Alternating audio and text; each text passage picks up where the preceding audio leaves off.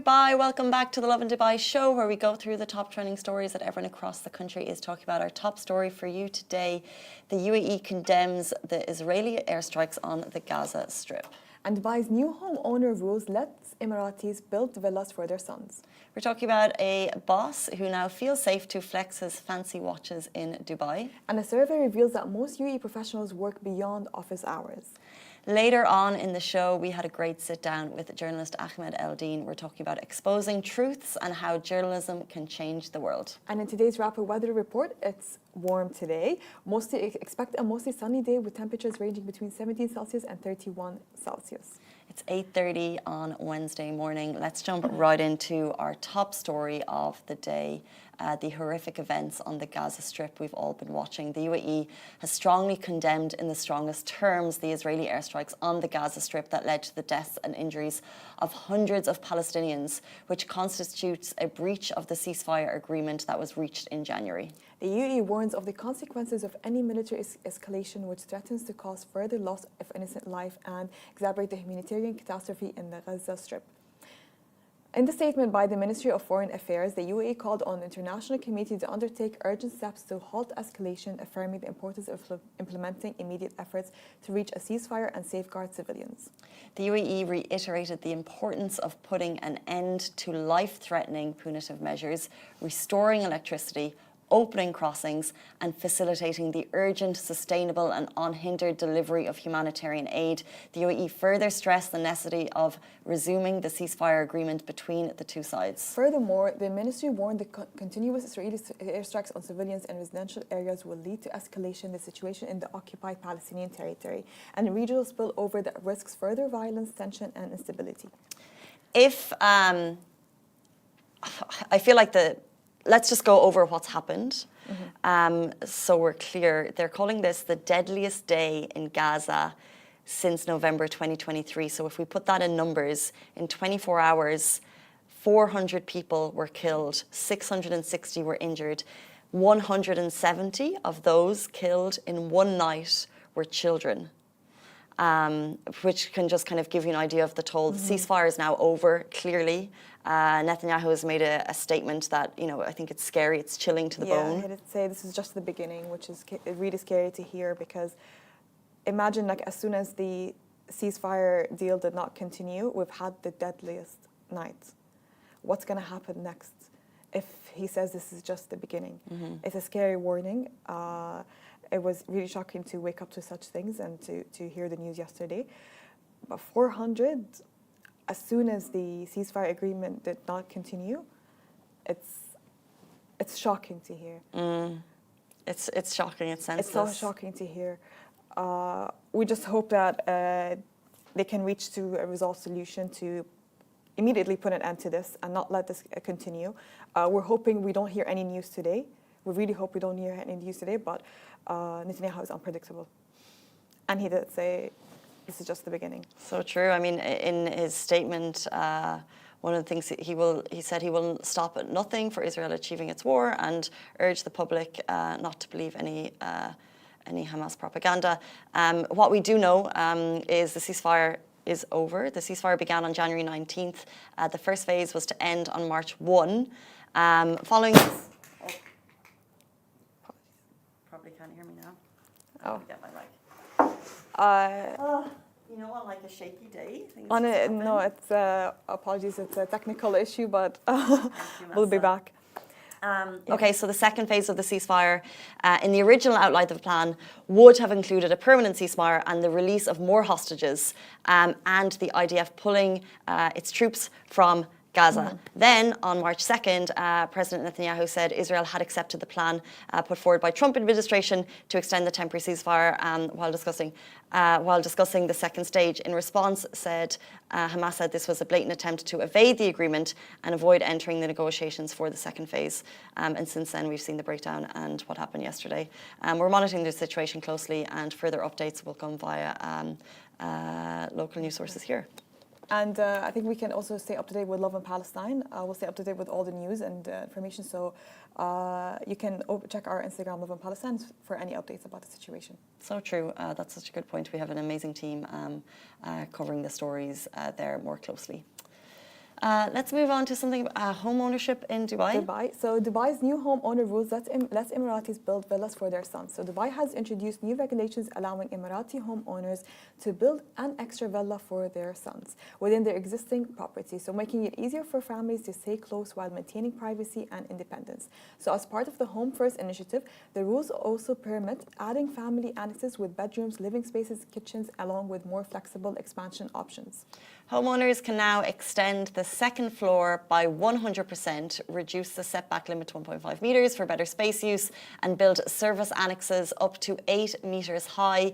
This move aligns with the Year of Community, which reinforces family connections and enhances living standards across the city. I love this. Would you, because this is very common, by the way, in Arab families, where you'd have a home, like a son or a daughter, let's say a son, usually a son, a home next to the family house. Yes. Like a small, tiny house next to the big family house. I love it. It's very common in the Arab community. My family, if they're watching, they're going to laugh so much. But my mom is watching, but I love it. It's so easy. Like, what if I'm not in the mood to cook, so I could just walk into my family's house? It's so nice. Yeah. Like, I think they're like. I don't have groceries today. I can just walk into my family's house. But what happens when we grew up is, as soon as we possibly could, we all left the home. We went elsewhere. We all emigrated. Yeah. I've got 2 brothers in San Francisco, a sister in London, a brother in Dubai here, and 1 brother is in the family home in Ireland. And we're now, like, it was great, and it is great, and we've all had so many opportunities, but the reality is, I don't live near my mum, and it's so sad. I'd love to live, like, I'd probably kill my siblings, so I'm not sure about that, but how nice to have your family so close to you, because that's what it's about. It is about, and you know, in Jordan or Palestine, it's even tighter and closer, okay? You know what they do? They don't have like houses next to the big villas. They would build a floor on top of the villa. Nice. So our villas are usually not like that. They usually look like an apartment, but they're housing with multiple rooms. Wow. So they'd have a literal floor on top of the villa. Wow. Yeah. So it just keeps going higher and higher. So higher. Yes, exactly. But what's really common for, in Western society is retirement communities and retirement homes. Yes. So what is the statement, like the phrase, the kids fly the nest. So the kids fly the nest, and then you grow old, maybe with your significant other, maybe not. And then you get to a point where you're not able to look after yourself. You go to retirement homes, and your family's not there, and it's like, what's going to happen? My mum's going to move in with me now. She's going to say, build a house next to me. But it is nice to keep it within the family, and that's what the Year of the Community is about family, and I think it's really lovely. But that's the thing. This is why I think they're allowing it more for people to do it. But I think I've seen a lot of families do it already, especially with local homes. Every time I enter, you find like a little space house, and it looks so nice, by the way, if you enter from inside, and it's spacious. It's not like it's a really tight place. No, it's very spacious. They have all of the amenities. So you're very close to home. You need anything, you're around. If your parents need anything, they have you there. So I think it's just like we said, it's a Year of Community, and just further enhances more of the family connections.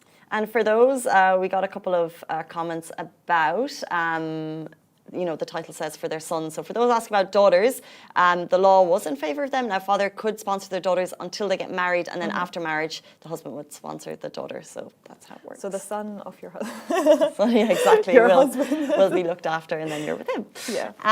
Okay, next up, the Gymshark co-founder feels safe to flex his fancy watches in Dubai. Now, before we jump into the story, I know nothing about watches except that some of them can be expensive. This is the one that he shared. So if anyone watching the show in the comments right now knows what brand of watch this is and also knows the price, that would be amazing, because I can't. I zoomed in. Is it a Rolex? I don't think so. I only know one expensive brand, which is Rolex. Yeah, I don't know any. Expensive Cartier? Watch They're not that brands. Cartier, maybe? Pig Perrier. Anyone watching know expensive watch brands? Richard Mille, Jane. What are you finding? The thing is, I'm struggling to pronounce them. Okay. That's my issue. Ferrucci? No. Tag Heuer. Tag Heuer. Said that wrong, haven't I? That's an expensive one. But isn't the Rolex the most expensive watch brand, or am I mistaken? I think there's some quite high-end ones that could be super expensive. Polaris. Richard Mille. Okay, Richard Mille. Most expensive watch in the world. Richard Mille came up. Ferrucci, Patek Philippe. That's a very expensive brand. But this one is so special, honestly. I'm going to have to give it to him. It does look so different from normal watches. Okay, so Lewis Morgan, who's probably, I'm sure he's watching now. Well, he's just moved to Dubai. So he is a founder who's moving to Dubai. And he says he can officially wear his fancy watches again. He's the co-founder of Gymshark. He praised Dubai's safety and the watch community. Obviously agrees because people can wear their timepieces or their jewels, for example, in peace without worrying about it getting stolen. So Morgan, now worth £125 million, co-founded Gymshark with Ben Francis in 2012, turning a garage startup into a £1 billion fitness brand. He cashed out his £100 million stake in 2020. So, no, he co-founded the brand, and thank you, Smashy Business, for that insight. Yeah. He co-founded the brand and then split, although the reasons as to the split aren't quite clear, but he got a £100 million stake. He's just moved to Dubai. He bought a house. We think it's in a nice estate because he's just posted a photo. Sound like a creep. He's posted a story from it. But yeah, welcome to Dubai, a place where... Oh, someone said Longines. Oh! Patek Philippe. We have a watch expert on the show. So we think this is Longines, Maga? Should we try to search it up? I don't know. Do you want to... What's the... Those could be like... They could be like $1 million, those watches. I want to see how expensive is this watch. Ask Grok or ChatGPT. What was Okay, a Shopware watch at 25 million, a Graph Diamond hallucination watch was 55 million. What? Berger Grand, 30 million, and Jaeger LaCultre for 26 million are the most expensive. 26 million. $26 million. They're the most expensive watches in the world. 26 million. Maga is saying yes. So according to Maga, this is a Longines timepiece. Do you want to see how much it costs? I don't think I can read it. Yeah. Longines. But it depends on the actual watch, no? Watch. We'll try to find it. Okay. How do you spell Longines? Longines. Okay. Found it.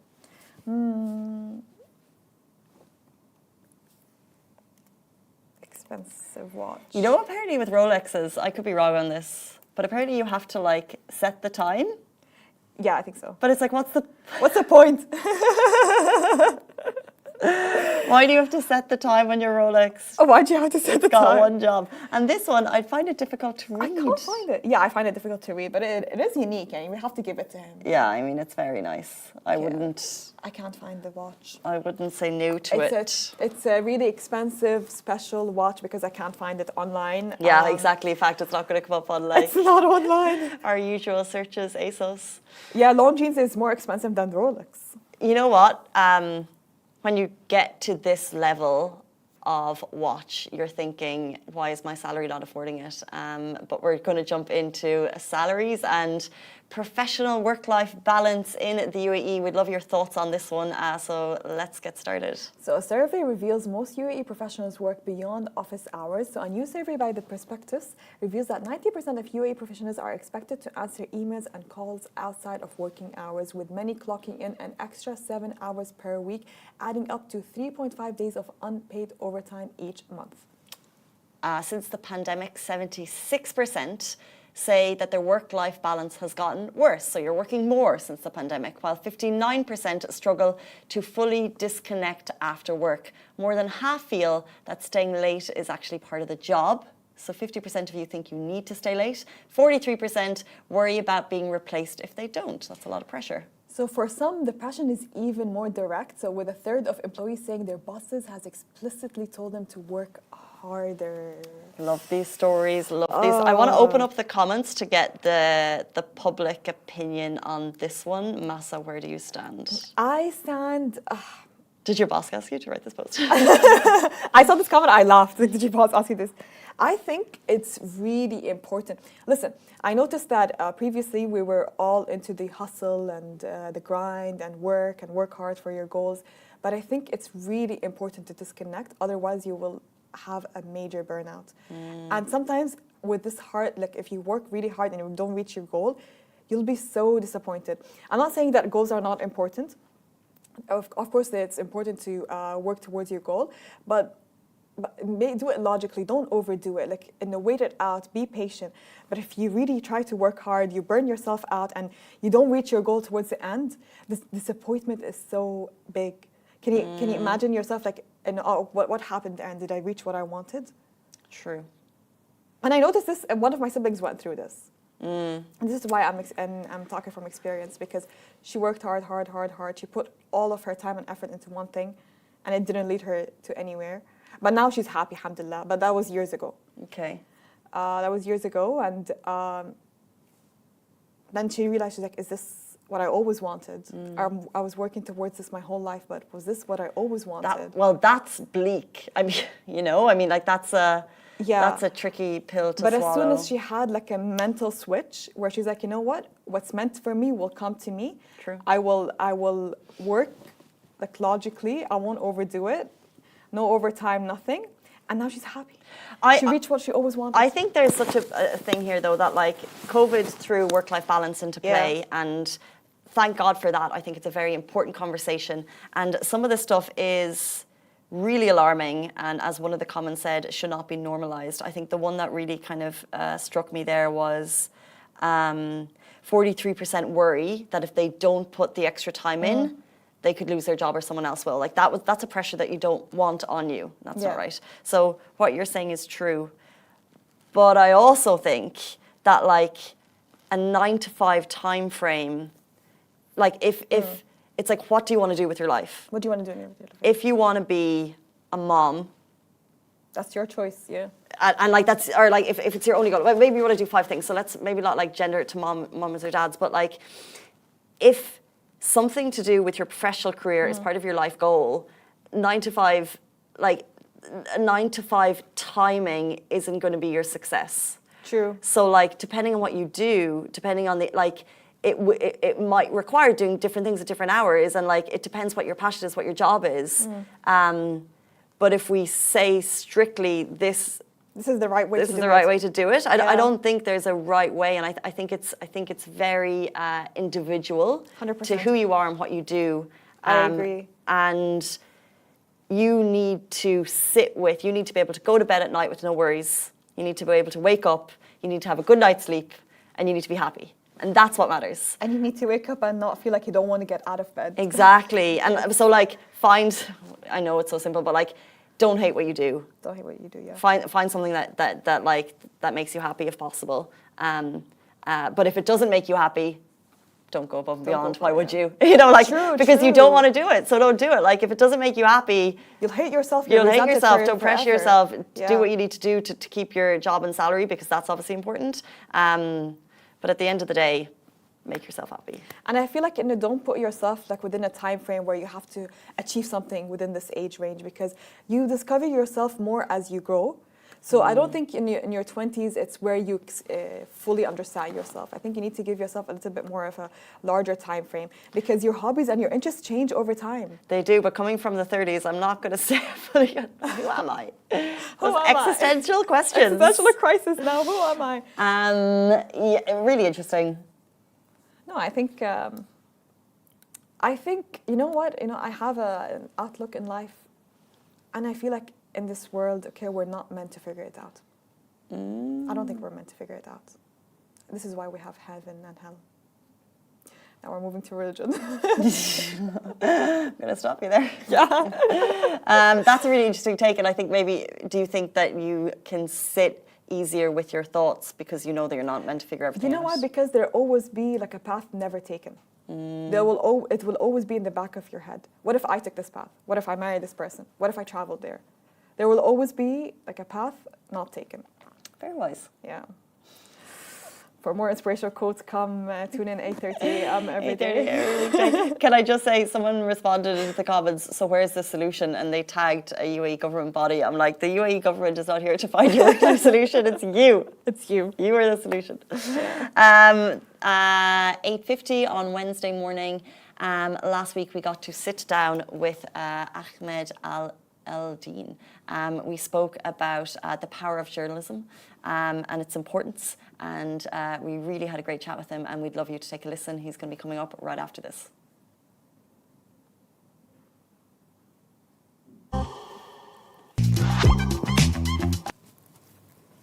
Hey guys, welcome back to the Lovin Dubai show. Today's guest is Ahmed Eldin, a journalist who isn't afraid to challenge narratives and speak truth to power. He has covered global crises, exposed media bias, and a strong advocate for Palestine. We're so excited to have this chat. Welcome to the show. Thank you for being here. Thank you. Can we learn maybe a little bit more about you? Correct me if I'm wrong, Palestinian descent, Kuwaiti American, grew up in the States. Yeah.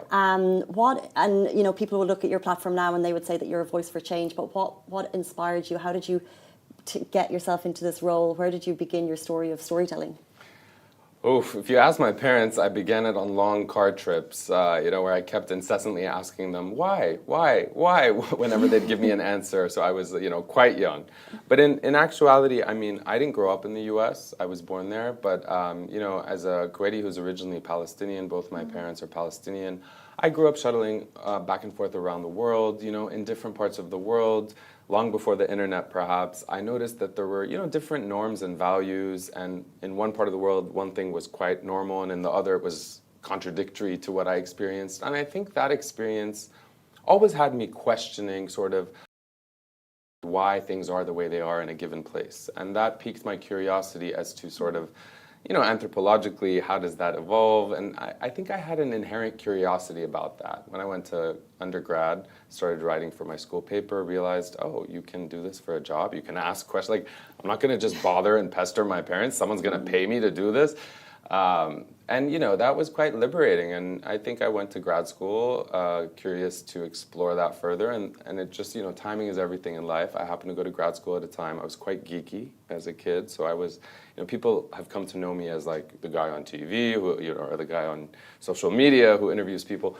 But I was really building like infographics at a time when, journalism was changing. Digital journalism was, it was no longer sort of an authoritative handful of voices that dictated what was news. I mean, not so long ago that was the case.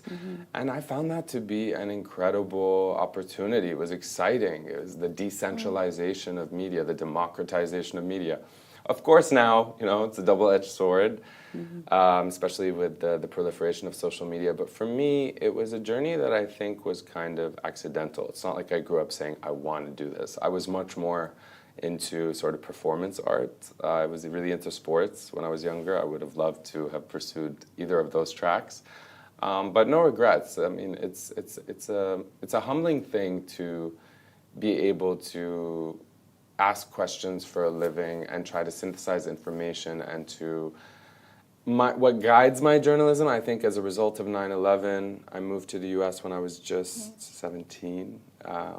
It was a weird time for anybody who was Arab, let alone named Ahmed. There was a lot of micro and macro aggressions, a lot of racism, a lot of ignorance. And for me, that really drove my focus in terms of my journalism being about trying to connect different people and groups of people together to do journalism that reminds us we have a lot more in common than that separates us. So much of journalism focuses on separation, fear, division, and so those things definitely drove me, those experiences, including living in Austria during high school at a time when this guy was in power who was a neo-Nazi, and sort of the life experiences that I endured, not to frame myself as a victim, definitely piqued my interest in, okay, well, how can I circumvent this? How can I use my curiosity and my passion for storytelling, which, by the way, in our culture, in the Arab world, in Hakawati,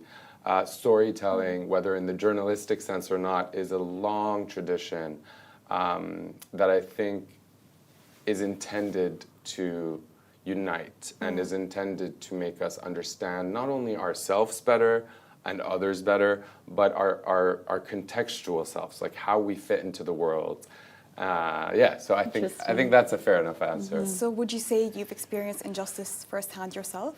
Yeah, I mean, I think all of us have, one way or another. For me, I think, I don't like to focus on it too much, but it would be disingenuous of me not to say that, yes, I definitely experienced that, and in almost every place I existed, I experienced that, but nowhere as sort of more, as direct and sort of overt as I did in the US after 9/11, and then also in Austria when I was in high school. I mean, I moved from Egypt to Austria. I was living in Egypt for 10 years. You know, Egypt is chaotic, and it was very familiar to me culturally. And then, even though I grew up traveling around the world, when I got to Austria, it was a culture shock. And also it was, people used to spit on me on the trains, kids, women would hit me with their canes. I mean, it wasn't passive, racism or prejudice. It was overt. And when you're in your formative years trying to make sense of yourself and who you are and how you fit into a society or a community, and you're constantly being physically and verbally reminded that you are less than, that kind of plants a seed in your brain of how can I fight against this? Because it's inherently wrong to do that. How did you plant that seed that you can fight against this, because you're sharing stories that, there's, opinions on every side of the spectrum when you're sharing anything online. So how did you develop that skin where you're so powerful in your voice that you're able to share it and not care about the backlash that you might get? I mean, I definitely think I care about the backlash, but I appreciate the way you framed the question. For me, people often say to me, oh my God, you're so patient, sometimes in interviews where I'm being berated by some host because of what I'm saying, which I think is factual rather than opinionated.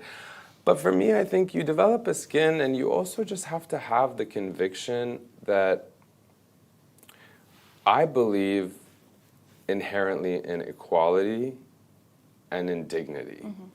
And, we often talk in the media about freedom and injustice, but if we boil it down to all humans are equal and we all deserve dignity, I think that's not a tall order. It's not and so I don't know, I guess I really believe that there's nobody in this world who would, well, actually, that's not true. So I should say, for me, I really believe in people perceive, we often say perception dictates reality, and I think there's a perception that I'm very political. Because I talk about things, to your point, that otherwise people might be fearful of kind of addressing so directly, because I really believe fundamentally, not just experientially, based through my observations, I've been very privileged to travel to many countries and observe many different cultures and many different schisms and flashpoints. And I have a very deep belief that it's not about being on the right side of history. It's that, it's not political to me to demand equality for all human beings. Unfortunately, in the world we live in, for various reasons, which we won't get into, because it is perceived as political. And that's why it's something between me and myself and my friends. I joke, it's Ahmed, he's the political guy. No, I just believe that human beings should have equal human rights. I believe that, social justice and all these buzzwords. I mean, look at what's happening in the States with this poor, I don't want to make him a victim, but he is a victim of a system that is increasingly authoritarian, increasingly fascist. We see this happening across Europe. I don't want to get too political, but, they abducted, the Department of Homeland Security in the US went to a college campus, my former alma mater in Columbia, and abducted Mahmoud Khalil, a student who has a green card, who is a legal resident, who has a wife who's 8 months pregnant, and they just took him, and I say abducted because no one knows where he is, and they were threatening to deport him without having arrested him for any crime. He didn't commit a crime. He wasn't charged with a crime. I mean, It's wild to me that I think we'll look back at this time, specifically in the context of the US, where I went to school and where I moved to when I was 17, and I lived in New York for 10 years, and I taught at Columbia. And it's you know, at the beginning when we saw those student protests at Columbia, I was so inspired, and then to see how they were crushed so deliberately, so in such a well-coordinated, well-funded manner, it's eerie and it's frightful, and I think it's something that should alarm us all, for those of us who really believe in sort of the basic human rights in the context that we've been promised them, at least in the Western liberal context. And yeah, the world's changing. I don't know if it's all good or bad. I mean, sometimes we fall into these binaries where it's like, you know, in the context of the US, the Republicans are bad, the Democrats are liberal. But in reality, they have a lot in common. I just think we've taken things a little too far, and it's you know, in 5 or 10 or 20, God knows how long, we're going to look back at this time with what's happening, specifically in the U.S., and we're going to say, how did we let this happen? With that being said, have you ever felt pressure to change the way you report? Yeah, unfortunately, I've felt pressured more often from organizations I've worked for who have kind of, when you say change the way you report, it's like I always try to keep things factual. Sometimes I don't believe that there's anything in media, by the way, in journalism called objectivity. I don't think it exists. I mean, if you look at the way, for example, in the last few days since Israel took the decision, which, like, you know, many governments like Jordan and Qatar in the region have, and many other Arab governments have criticized this idea of cutting food, aid, and water. And now cutting electricity to the Palestinians in Gaza, you know, the way the mainstream media is covering that, they're not even acknowledging basic facts, like, which are very obvious, like that this is a crime. This is a crime of collective punishment. This is a war crime. Those aren't opinions. Those are facts based on what's been declared and the actions that Israel have taken. So to answer your question, the reason I bring this up is, you know, these organizations are deliberately choosing not to include, to omit things because they, you know, they have their own pressures, let's say. So yeah, you know, when I worked at the New York Times, when I worked at even Vice, which is like known for punching upwards, I made 6 documentaries when I was there. You know, every place I've worked, I've faced pressures to sort of change the framing or what you include, what you don't include. You know, and that's how self-censorship eventually develops. So for me, I felt the pressure. Have I given in? Not really. So, you know, but it's a blessing that we no longer live in a time in media where you can only work at one of these companies to be impactful, to have a voice, to influence change, and to keep the public informed.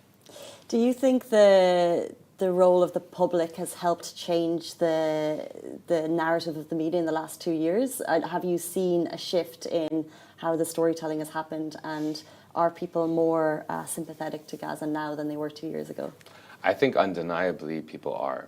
And when you say Gaza, I appreciate you focusing on Gaza, but I think what also happens, and this is just a subtlety I'm bringing up, and it's by no means something you intended to do, even I do it sometimes, where it's like we make it about Gaza. We use the word Gazans, when in reality, 80% of the population of Gaza are people who are not from Gaza, who are forced to flee from cities like Jaffa and Haifa, you know, not so many decades ago. And I say this because I think in any sort of injustice, division, geographic division, as we've seen, severing the West Bank from Gaza from 1948, Palestine, you know, I think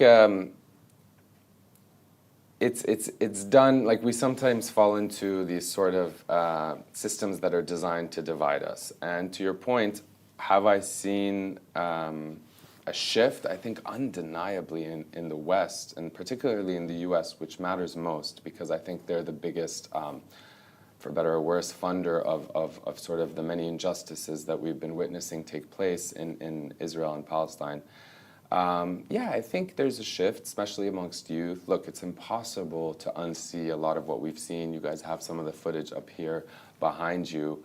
And politics aside, I think what we see is something that speaks to our heart, to our humanity, and then whether we can act on it or not, that is something that you know, has to be determined by a lot of things that have nothing to do with that instinct of witnessing what we're seeing and feeling this is wrong, this should not be happening. And it's true in Gaza, it's true in Palestine, it's also true many other places in the world. Yeah, but you know, I hope that we get to a point where we realize that the world is increasingly globalized and it's increasingly shrinking in a sense where we can travel more easily. And if something like is permitted to happen in the way that it's happening there, if free speech is being curtailed all over the world, eventually that's going to affect every single one of us. We can no longer pretend that what happens on the other side of the world, or in our case, a few 100 or 1,000 kilometers away, will not eventually affect us one way or another. And I think that's something that gives me some solace that we'll get to a point maybe where those two things I brought up at the beginning of this interview, which is like everyone deserves the right to dignity and equality, will be more and more true. So after October 7th, I think it's safe to say that clicks and views have become such a big part of social media and media in general. Sure. Would you say there's a bit of a rise of performative activism, such as from talk shows such as Piers Morgan, Uncensored, who bring on Palestinian advocates just for views? Yeah. I don't think it's even just for views. I wish it was just for views. I think it's also to...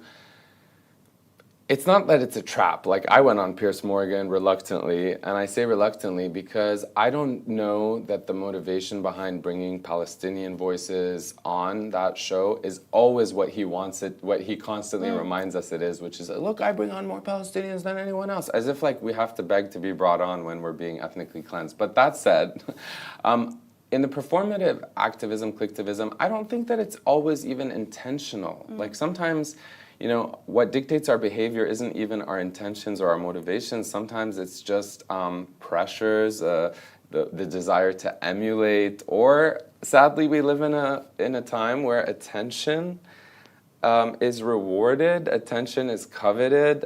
You know, I often travel to events, whether it's something like Pierce or even like participating in a panel or an event, and I notice that the people aren't there to really process and understand. They're sometimes just there to take a photo, to say they were there. You know, we live in a time where, for better or worse, perception, as I said earlier, often dictates reality, and I don't know that you know, a lot of people, it's a double-edged sword because the internet and social media allows us to, you know, connect and to, you know, speak our voice and to easily sort of say things that we otherwise might not be able to say and reach a wide audience. But, you know, there was a time where you couldn't do that, and so if you wanted to actually participate in change or participate in some form of collective action, you had to take it to the streets. You had to move your body. You had to organize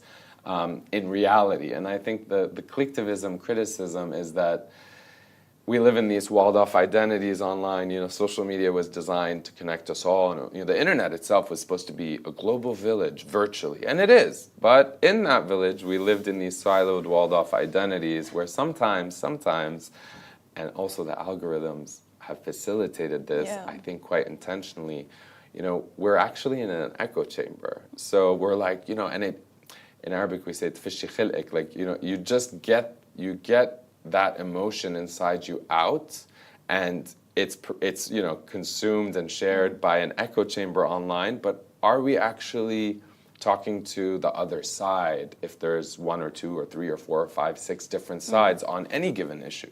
Could be in the U.S. abortion rights, could be women's rights, could be, you know, other forms of flashpoints in our society. And so it's a double-edged sword. But I wouldn't say that we should take the internet away. I just think we have to hold journalists, we have to hold social media companies accountable. We need to encourage more transparency.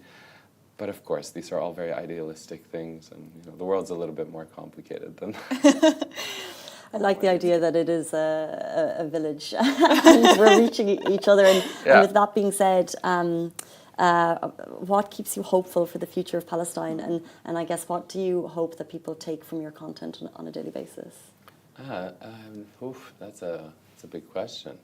What keeps me hopeful, it's a bit maybe obvious or cheesy, but it's the truth. The youth keep me hopeful. Children in my day-to-day life keep me hopeful. There is a certain, and I don't want to just call it innocence, but there's a certain forthrightness and earnest and honesty that children provide in my personal life, my friends' kids. I don't have kids myself, but that when I'm around that energy and that kind of frankness, it really reminds me that there is hope in this world before we all grow up and become corrupted by society's ills. No, I'm joking. Take the phones away. Yeah, exactly. Let's throw this away. No, children give me hope. And Very another nice. thing, and what I mean, to bring that into what I hope people take away is, I'm launching a podcast myself soon, and it's been a long time coming. A lot of my friends and close family members are like, why has it taken you 5 years? Like, I've heard you talking about this for 5 years. But I think everything has its right time, its right moment. But all this to say that when I launch my podcast, it's being driven by this desire, not just to connect people, but really, I hope people take away that, I believe in challenging the status quo, not to just be a rebel without a cause, but I think the status quo we live in is not sustainable. I think deep in our hearts, whether we're paying attention or not, we realize that we live in a time and a society, whether it's climate change or other issues, the world feels to me, and I think many others, like it's not sustainable. So the idea behind the podcast is to have very candid conversations, much like this one. I hope that people can reflect on their own, not just through the podcast, but through my work in general, on their own role, whether on the individual level or collectively, in sort of like shaping the world we live in. And, that can be, oftentimes people think that's politically and geopolitics, and no, but it's like how you treat the people around you, whether they're your family, your friends, the people you work with, how you treat yourself. I want people to reflect, and I hope my work encourages people to reflect on what's truly important to each person and how to be more aligned with what matters to you. And I want to believe that what matters to us all is that, I hope it matters to people that we live in equality and we live all as dignified human beings. And if not, that's why I like to spend a lot of time with dogs and children. That sounds weird, but I mean, dogs and children, Harmless. you can't go wrong. They're gonna be loyal. Yeah. And if not loyal, they're gonna be honest. And that's something that I think is undervalued in That's our beautiful. society. You're Palestinian yourself, but what's one Palestinian story that stuck with you? Palestinian story, you mean that I've heard? Yeah. I It guess. can be an experience also. Yeah, the one thing I'll say is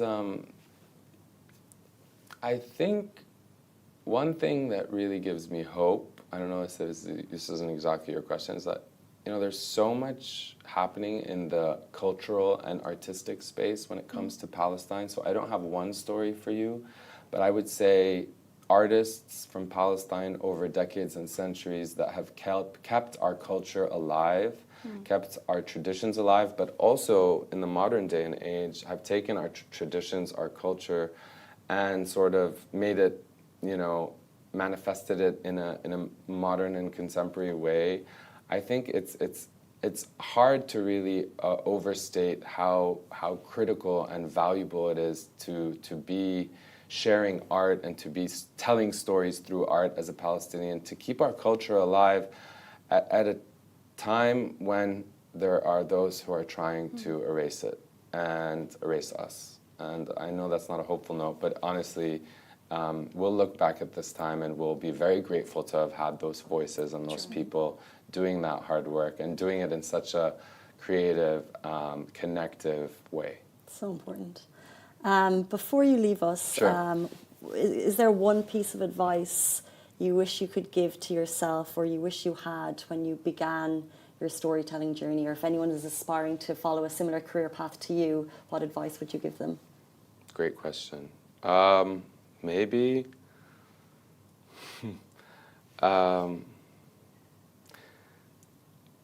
don't be in a rush is advice to myself. Take some time to be with yourself and listen to your gut and know why you want to do what you do. This is advice I'd give to anybody. Just, I think we often live our lives and do things, whether careers or other things, for other people, and even unknowingly, whether it's because we've been conditioned or we want to, for our parents, or at least in my experience. And, the truth is, if I were to give advice to my 14-year-old self, I would have said, you can be a successful actor or dancer or musician, because those were passions, as I told you, and some of the most profound forms and modalities for storytelling are dance, music, and, art. Maybe, if I had given myself that advice, maybe I wouldn't be a journalist. Maybe I'd be a dancer, or maybe I'd be... You still can. Tell that to my torn meniscus. No, I still can. And also, it's never too late to have a shift, to your point. You still can. I think we often, we feel we got to do things for other people and have achieved certain things by a certain time. And one thing I've learned even more recently in life, now that I'm 40 years old, is maybe it's true. Like, there's a quote, I don't know if it's Carl Jung or who it is, but they say, like, life begins at 40, everything else is research. Yeah, so I've been doing a lot of research, and now I'm going to dance. No. That is beautiful. I think it's important to know your why. Exactly. Keep asking those questions. Look, we really appreciate your time. Thank you so much for that amazing chat today. My pleasure. My pleasure. Thank you, Masa. Thank you, Casey. That is Ahmed Eldin on the Lovin Dubai show. We're back with you every single weekday morning, same time, same place. Have a beautiful day. Bye-bye.